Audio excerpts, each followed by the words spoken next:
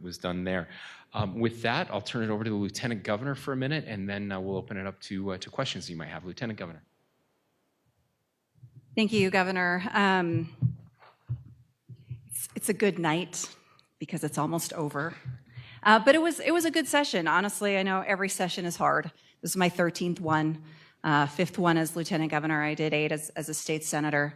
And every session has its own unique challenges and the good things and the difficult things. I actually feel like my office did pretty well this session. We had 59 election bills. And we worked really hard. My staff, the county clerks and legislators worked really hard to come together to figure that out. And I'm very happy to say that we saved vote by mail. That's a big deal. It's a big deal. Utahns love vote by mail. They trust vote by mail. They prefer vote by mail. There's always things that we can be doing to improve the process, improve security, improve access, and make voting better. That's a top priority, of course, for me, for my office, and for our administration. And I feel like we were able to come to a really good place in many ways. HB 300 is the main election bill. That one does preserve the option to vote by mail. There is an opt-in. That opt-in is now not until 2029. There are additional security measures with the last 4 digits of your driver's license or your social security number. And they did change, this is one piece I don't love about it, but they did change the postmark deadline to an in-hand deadline. So Utahns will have to get used to that. But a lot of states do it that way, and I'm confident that Utahns will be able to figure that out, and hopefully that doesn't arbitrarily disenfranchise anyone. But I am grateful for the collaborative effort that has been made on a lot of issues, and a lot of really good things did happen. And for me, it was a pretty good session. Thank you. Questions? You're gonna have to tell me what HB 77 is. I couldn't care less about numbers. No, I won't veto that bill. At least I don't think I will. I don't know. Maybe I will. So, look, listen. I'm not going to talk about vetoing any bills tonight. I don't know if I'm going to sign that one. I'll probably sign that one. I need to look at it. This is what I do. We have 20 days to go over all of these bills. Okay, so you can ask about individual bills. I'm not going to answer that. We go through a process. Every single bill, I will sit down and review. And the reason I hesitate to say that, Brian, is there are times when I said I'm going to veto something, and when I actually sit down and talk to the sponsor and get the feedback, I realize that there was something I missed, or they have a very compelling reason to do it. Conversely, there are times when I've said I'm not going to veto something, and then I get some information during that 20-day period where I'm like, oh, that's a bigger problem than I thought, and I need to veto it. And so I want to be fair to that process. And if I told you tonight I had made a firm decision on anything and then changed my mind, that wouldn't be good for me or for the bill sponsors. And so I just, if that helps you with any other questions, I will sit down and I will review that. I will say on this one, let me add this. To the people who have come up to me and said, you really need to veto this bill because we support the LGBTQ community, and that's what this is targeting, I ask them this question: would you feel comfortable if the teacher in your child's classroom had a MAGA flag hanging on their wall? And the answer is always no, I would not be comfortable with that. I said, okay, well, so this is the issue. Like, why are we having these battles in the classroom or in our offices as elected officials or as bureaucrats in government? If you would not feel comfortable, then we should be neutral on that. And let's just save that for our homes and our advocacy. And so I think that's kind of where my mind is right now, but I'm obviously open to other discourse and other discussion. Please.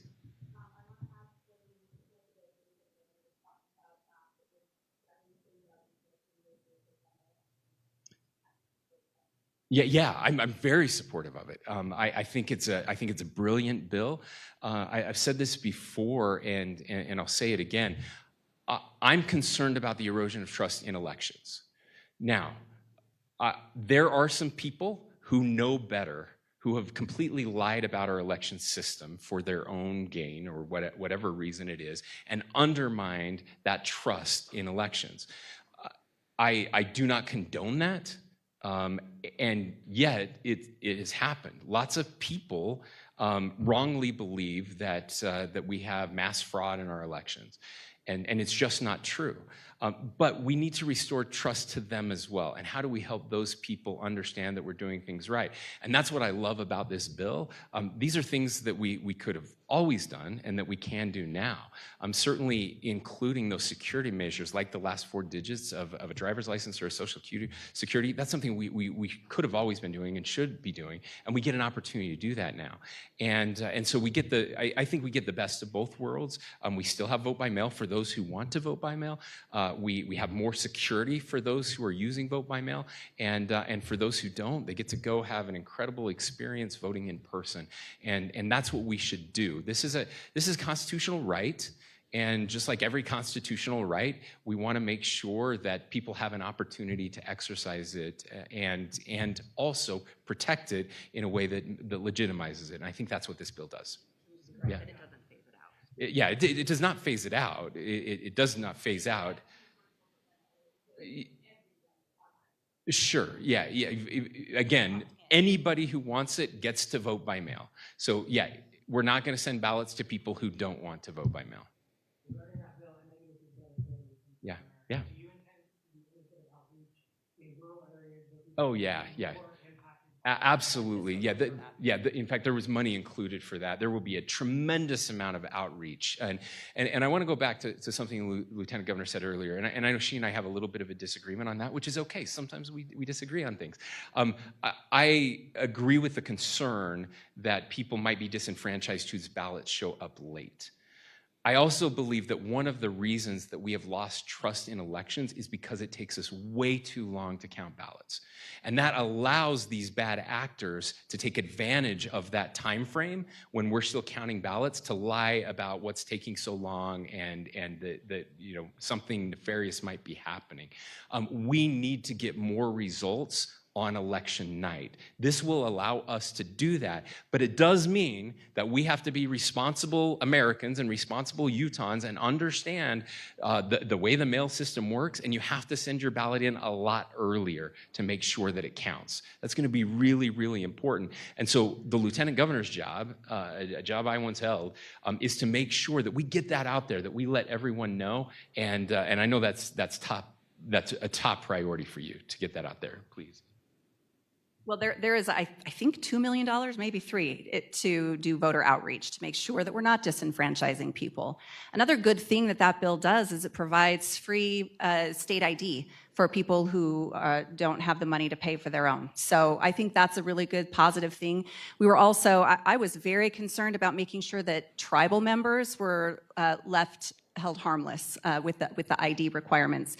There's going to be a little bit of a phase in with that might be challenging, that we'll work through with the tribes. We're very committed to making sure that we're not disenfranchising or making it more difficult for some of the tribal members who live in very remote areas. And they did send a letter today asking for a veto on this bill for that very reason. But I hope that they know that we worked very hard to make sure that they were held harmless in this, and that if there are any problems and challenges moving forward, that we will fix them.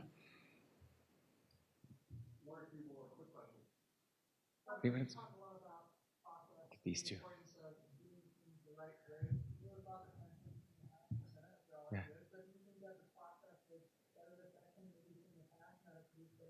Yeah, so the process really matters, and I always say that how we do things is almost as important as what we do.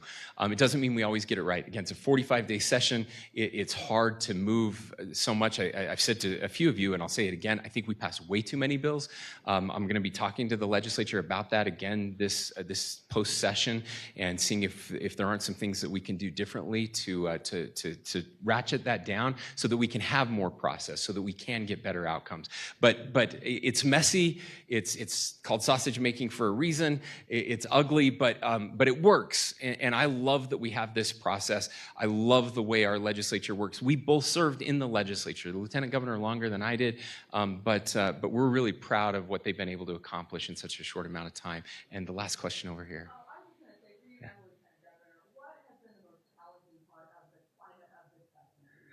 Yeah, I would just say sessions are always challenging. They just are. Look, you know, like I've said this before, like when your in-laws come for Christmas, it's like really exciting.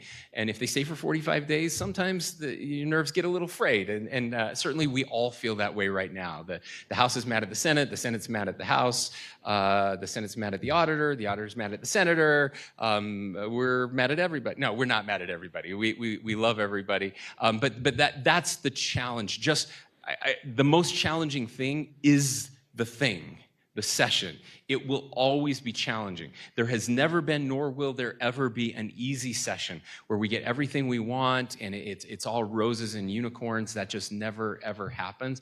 And so I think that's the thing. I don't think this is any more challenging than other sessions. In fact, I would argue it's a pretty normal session, at least normal maybe pre-COVID, and we're getting back to a normal rhythm, and the normal rhythm is it's very challenging. Anything you'd add? Well, I think one of the main changes this session that was we had to figure out was a smaller budget increase, right? We just didn't have as much extra money to spend, and that was challenging a little bit. But also, like the governor said, it's getting back to stasis. I mean, the last few years have been unrealistic with all the federal money coming in that we were able to put into projects.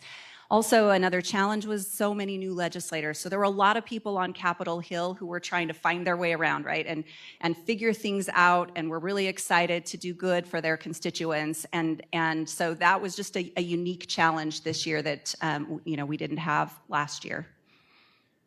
All right, thanks everyone. I suspect we're here till midnight. I would love them to adjourn right now, but I think it's going to be a little while.